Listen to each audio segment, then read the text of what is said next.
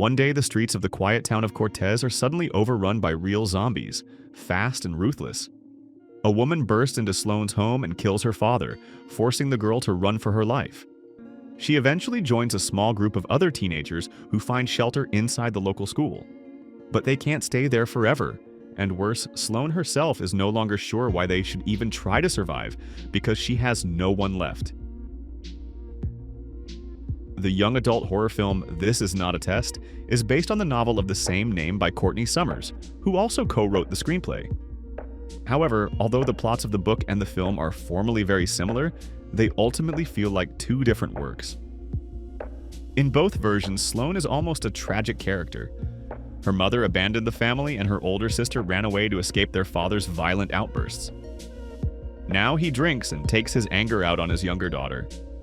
The zombie apocalypse feels like a logical continuation of the misfortunes that have piled up on Sloane, and in the novel it catches her on the verge of suicide.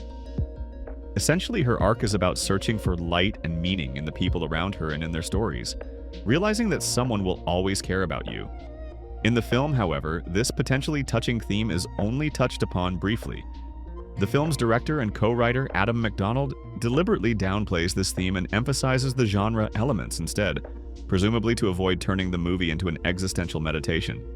But in doing so, he strips the story of its core.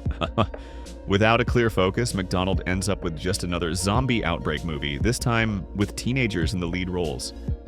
The filmmakers highlight the book's more suspenseful twists, sprinkle in familiar themes reminiscent of The Breakfast Club and Lord of the Flies, and lean heavily into young adult territory, prioritizing issues of identity, trust, independence, and responsibility.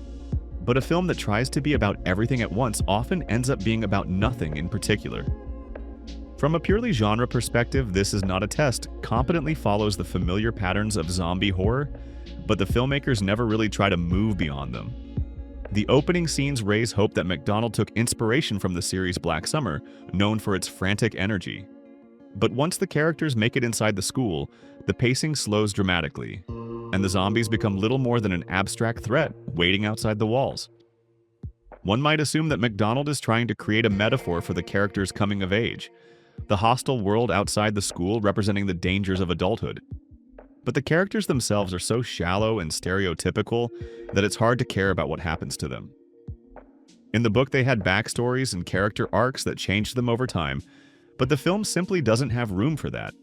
The characters remain essentially the same as when we first meet them, and their actions feel generic, predictable, and dictated by genre conventions rather than personality. For instance, Sloane's school acquaintance Reese immediately turns into her primary protector, gazing at her with unwavering devotion and behaving as if she were the most important person in his life. It wouldn't be fair to call This Is Not a Test a bad film. It's simply not good enough. That's especially disappointing given its decent, if not brilliant, literary source and the wealth of ideas the zombie horror genre has accumulated over the past decades. It's the kind of movie that seems to be missing a little bit of everything: momentum, depth, originality, meaning. Taken separately, none of these shortcomings is fatal, but together they leave you wondering why you should watch it at all, even in the middle of a zombie apocalypse.